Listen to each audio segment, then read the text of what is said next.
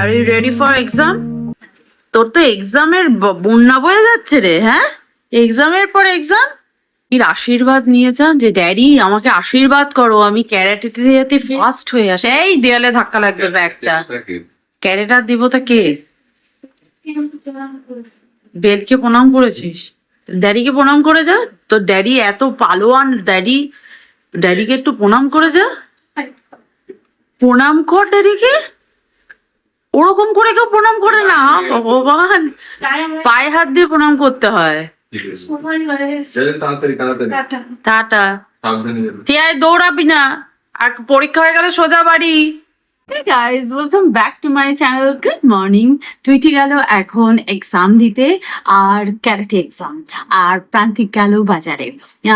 আর ব্যাপারটা হয়েছে এরকম, প্রান্তিক বাজারে যায় হচ্ছে মাছ মাংস কিনতে। মাছ মাংস ব্যাপারটা আমি অনলাইনে একদমই কিনি না, কারণ আমি বুঝতে পারি না সেটা ভালো হবে না ফ্রোজেন হবে। তো সেই জন্য আমি কিনি না, আর কিনে এনে ওই রিফান্ড চাওয়া, রিটার্ন করা, ওই ব্যাপারটা আমার একদম পছন্দ হয় না, সেই জন্য আমি অনলাইনে কিনি না। আচ্ছা, আর টুইটির তো এখন স্কুলে হাফ ইয়ারলি এক্সাম চলছে, আর এক্সাম চললে আমি জেনারেলি ক্যারাটে ক্লাসটাকে একটু অ্যাভয়েড করি, কারণ ক্যারাটের কিছু করতে গেলে যদি হাতে পায়ে লেগে যায়, সেই জন্য আমি এটা না করতে দিই না। কিন্তু আজকে এক্সাম পড়েছে, দিতে তো হবেই, এক্সাম না দিলে ও তো পিছিয়ে পড়বে। তো সেই জন্য ও গেল এক্সাম দিতে, আর আমি এখানে ভিডিওটাকে আপলোড করছি। দেন আজকে রুটিনটা শুরু করব। চলো লাঞ্চটাকে রেডি করি। আর লাঞ্চটা বানানোর জন্য আজকে আমি একটু চিকেন রান্না করব। চিকেনটাকে রেখে দিচ্ছি, সিম্পল ভাবে করব, বাট কিছু ইনগ্রেডিয়েন্টস এদিক ওদিক করে চিকেনের টেস্টটা এখান থেকে এখানে নিয়ে যাব। আমি এখানে কড়াইতে একটু জিরে ফোড়ন দিয়ে আর শুকনো লঙ্কা তেজপাতা ফোড়ন দিয়ে নিয়েছি। আর আমার যে মশলাটা বানানো থাকে, সেই মশলাটাকে একটু ভালো করে গরম করে নিচ্ছি। আসলে এটা ফ্রিজে থাকে, তো এর মধ্যে রয়েছে অনিয়ন পেস্ট, টমেটো পেস্ট আর আদা পেস্ট, সবকিছুকে কিন্তু অলরেডি কুক করা আছে। আর মশলার মধ্যে রেড চিলি পাউডার আর টার্মারিক পাউডার দেওয়া থাকে, উইদাউট অয়েল এটাকে রেডি করা থাকে। তো আমি যখনই যারা কুকিং করি, এই পেস্টটা হচ্ছে একটা ইউনিভার্সাল পেস্ট, মানে যে কোনো রান্না করবার সময় এই পেস্টটারই দরকার হয়। তো আমি এই পেস্টটাকে রেডি করে রেখে দিই, তো আমার রান্না করতে ভীষণ সুবিধা হয়। তো যাই হোক, এখন আমি এটাকে ভালো করে গরম করে নিয়েছি, আর এর মধ্যে আমি আরেকটা অনিয়নের পিস করে নিয়েছি। এগুলো কিন্তু একদম স্লাইস করে নিয়েছি বলতে পারো, সেই অনিয়নের স্লাইসটাও কিন্তু আমি অ্যাড করে দিচ্ছি। আর এই অনিয়নের স্লাইস গুলো কিন্তু আমি পুরোপুরি বলতে দেবো না, একটু ওপরে ওপরে থাকবে, তবে কিন্তু চিকেনটা দেখতেও ভালো হবে, খেতেও ভালো হবে। মিনিট আগে আমি মিক্সি জারের মধ্যে একটু পোস্ত আর মোটামুটি 8-10টা কাজু বাদাম, একটা কাঁচা লঙ্কা ভিজিয়ে রেখেছিলাম, এটার একটা পেস্ট বানিয়ে নেবো। চিকেনে মাছনে এইসব জিনিসের আলু না হলে প্রান্তিকের আবার পছন্দ হয় না, সেই জন্য পেঁয়াজটা যখন এখানে ভাজা ভাজা হচ্ছে, এর মধ্যে আমি আলুগুলোকে অ্যাড করে দেবো। চিকেনের টেস্টটা যাতে আরেকটু ভালো হয়, সেই জন্য আমি একটা গোটা রসুন দেবো। রসুনটাকে ভালো করে আমি ওয়াশ করে নিয়েছি, আর ওপরের যে স্কিনটা থাকে সেটা কিন্তু আমি ছাড়িয়ে নিয়েছি। গোটা একটা ছোট রসুন আমি এই মধ্যে অ্যাড করে ভালো করে আলুর সাথে এবং মশলার সাথে কষিয়ে নেবো। এরপর এর মধ্যে আমি কিছু গুঁড়ো মশলা অ্যাড করব, cumin powder, coriander powder, red chilli powder, আর এটা হচ্ছে চিকেন মশলা। এনি ব্র্যান্ডের চিকেন মশলা তোমরা অ্যাড করতে পারো।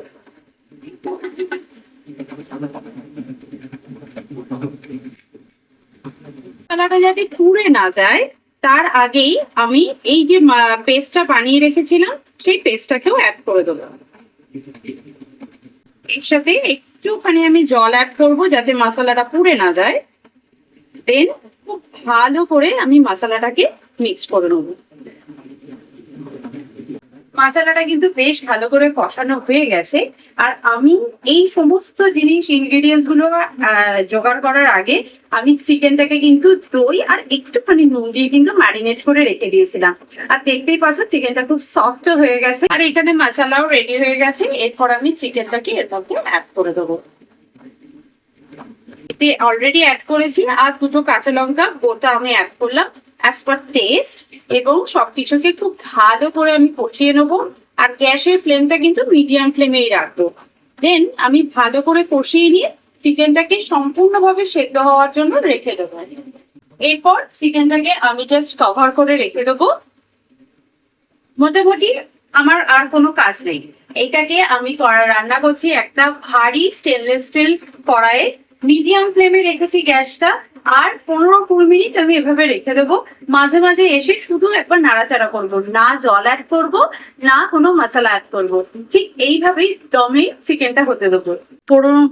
15-20 মিনিট পরে দেখো চিকেনের কাভারটা খুলেছি, আর একটুখানি আমি গরম মশলা স্প্রিঙ্কেল করে দিচ্ছি।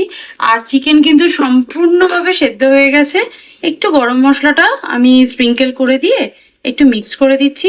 এটা তুমি রুটি বা রাইস, ফ্রাইড রাইস, যে কোনো কিছুর সাথে খেতে কিন্তু খুব ভালো লাগবে। দারুণ টেস্ট হয়েছে, আমি কিন্তু টেস্ট করে অলরেডি দেখে নিয়েছি। তো আমি এখন যেহেতু গরম মশলা দিয়েছি, এটা একটু কভার দিয়ে রেখে দেবো আর গ্যাসের ফ্লেমটাকে আমি অফ করে দেবো।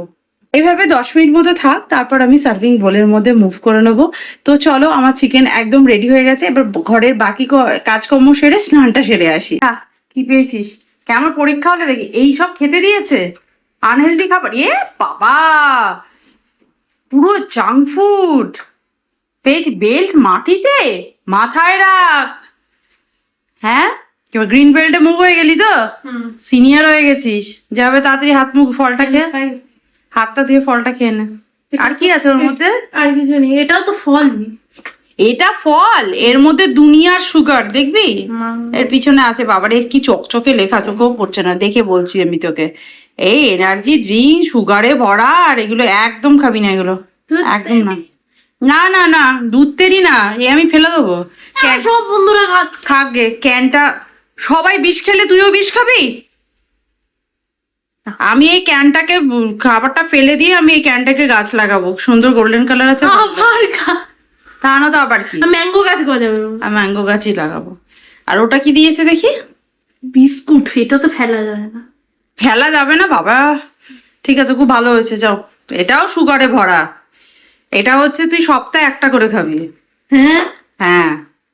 মেনুতে ভাত, এখানে মুসুরির ডাল, ভাতে কাঁকরোল ভাজা, উচ্ছে ভাজা নয়। আর এই হচ্ছে টুইটি স্পেশাল চিকেন। চিকেনটা আজকে একদম অন্যভাবে করেছি, খেয়ে দেখবি কেমন হয়েছে। চল, আগে তোকে এই ভাজাটা দিয়ে খেতে হবে। চল, ভালো খেতে কি, আর দাও না। ভালো খেতে। আমি দেখ কতখানি খাচ্ছি, দেখ আমি কতটা খাচ্ছি, দেখ মাত্র এইটুকু। বাবা এইটুকু কোথায়? এটা ড্যাডির জন্য থাক। ছড়িয়ে দিয়েছে বলে বেশি।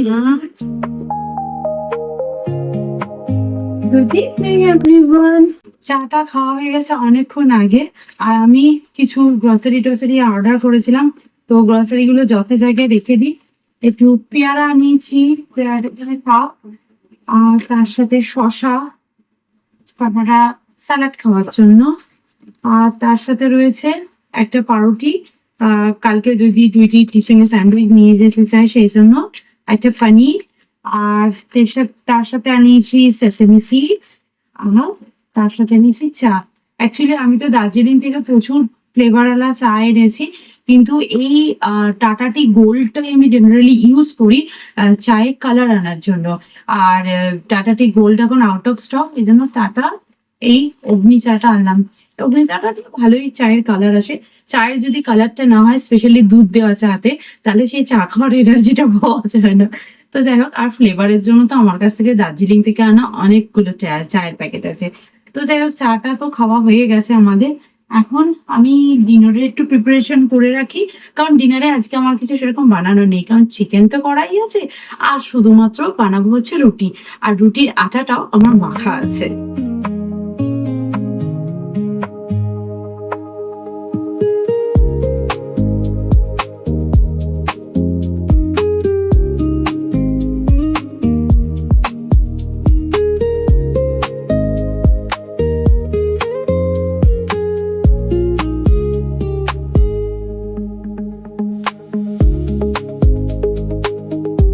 চায়ের এই গন্ধটা আমার এত পাগল করা, গন্ধটা কিনা চা যখন ঘরে ফোটে তখন যে গন্ধটা দারুণ লাগে আমার।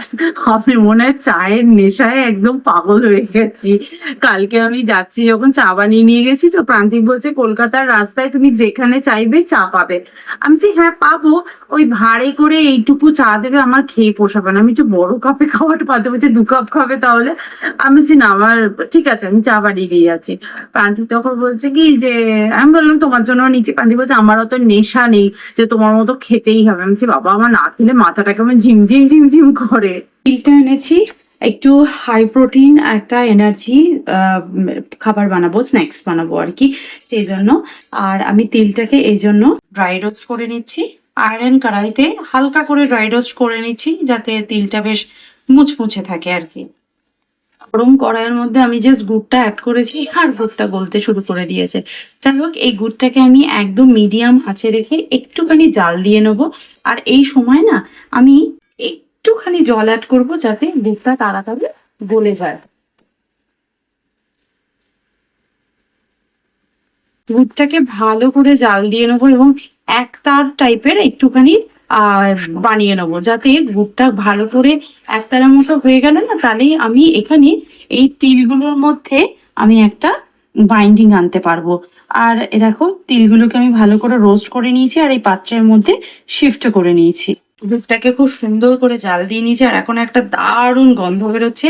এবার এই গুড়টাকে আমি এর মধ্যে ট্রান্সফার করব, বা এই তিলটাকে এর মধ্যেও তোমরা ট্রান্সফার করতে পারো। আমি গুড়টাকে বাটির মধ্যে ট্রান্সফার করব, কারণ কড়াইয়ের মধ্যে করলে না কড়াইটা খুব গরম, তো তিলগুলো ওর মধ্যে আরো বেশি আটকে যেতে পারে। মানে এই জিনিসটা আমার সাথে একবার হয়েছে, তো সেই জন্য আমি এই গুড়টাকে আমি এই বাটির মধ্যে করে দেবো।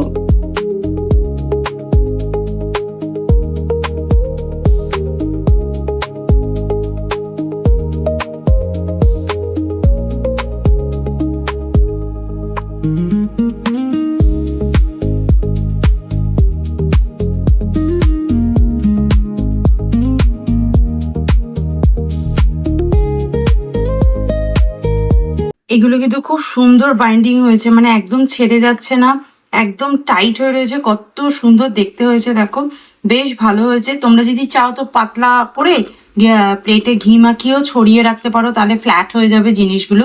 এটা কিন্তু দেখতে খুবই ভালো হয়েছে এবং খেতে তো খুবই ভালো হয়েছে। এই তিল খাওয়া কিন্তু ভীষণ হেলদি, আমি এটা বানাতে গিয়ে প্রচন্ড ঘেমেছি। ভীষণ হেলদি একটা ফুড। তোমরা যখন মানে ধরো একটুখানি একটু সুইট ক্রেভিংস হয়েছে, তখন তোমরা একটুখানি খেতে পারো, একটা ক্রাঞ্চি। আর এই যে সেসিমি সিডগুলো রোস্ট করার ফলে না একটা দারুণ ফ্লেভার কিন্তু অ্যাড হয়ে গেছে। তো যাই হোক, ভীষণই হেলদি, তোমরা কিন্তু অবশ্যই ট্রাই করো। আর বাচ্চাদেরকে অবশ্যই এরকম খাবার কিন্তু তাদের টিফিনে এবং ডেইলি ফুড হ্যাবিটের মধ্যে অ্যাড করো। তিল খাওয়া কিন্তু ভীষণই ভালো। আমাদের ডিনার কমপ্লিট হয়ে গেছে, এবার আমি বসে বসে জামা কাপড়গুলো একটু ফোল্ড করে ফেলি, কারণ টুইটি তো এখন আমাকে সে কাজে হেল্প করতে পারবে না। কালকে একটু হেল্প করে দিয়েছিল, ছুটি ছিল যে, সেই জন্য আজকে আমাকেই ভাঁজ করতে হবে। আর ওই তিলের ওইগুলোকে একটা এয়ারটাইট কন্টেনারে তুলে রাখি, ঠান্ডা হয়ে গেছে এতক্ষণে, আমাদের ডিনার করছিলাম যখন ততক্ষণ ঠান্ডা হয়ে গেছে। এবার গিয়ে জাস্ট ওগুলো একটি এয়ারটাইট কন্টেনারে, ফ্রিজে রাখার কোনো দরকার নেই, এমনিই রেখে দেবো। আর বেশ স্নান করে উঠে একটু খেতে ইচ্ছা করে না, কিছু একটা খাই, দেন জল খাবো। পুজো করে উঠে মনে হয় না কিছু একটা খাই, তখন কিন্তু এগুলো খুব দরকার লাগে। তো চলো আজকে ভিডিওটা তাহলে এখানেই এন্ড করছি, দেখা করবো নেক্সট ভিডিওতে। ততক্ষণের জন্য তোমরা খুব ভালো থেকো, সুস্থ থেকো আর লাইফটাকে এনজয় করো। Bye bye, see you in next video, by.